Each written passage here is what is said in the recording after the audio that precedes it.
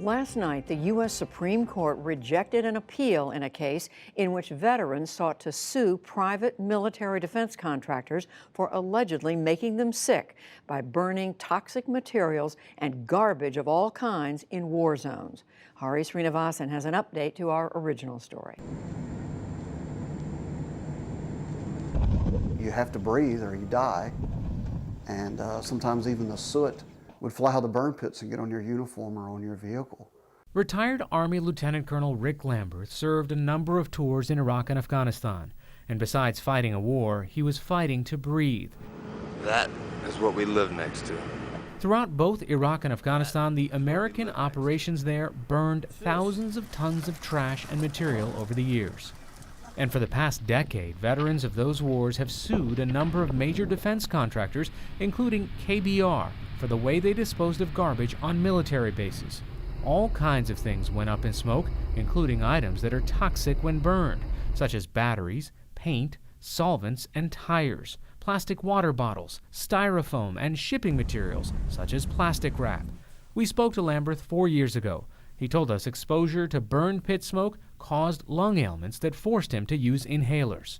I no longer can hold out to run. I don't have the stamina.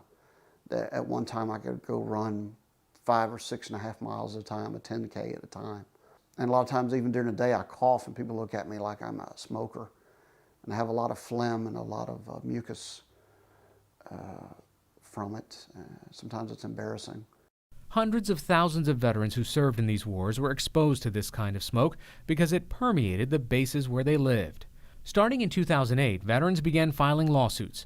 Last year, the 4th U.S. Circuit Court of Appeals sided with the defense contractor KBR and the Defense Department.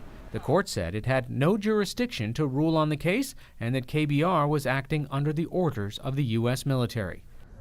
Last night, the U.S. Supreme Court announced it would not take up the case, which has 800 named plaintiffs filed in 60 cases. They will now have no further legal recourse. We spoke to Rick Lamberth today. My reaction to hearing that the Supreme Court had denied the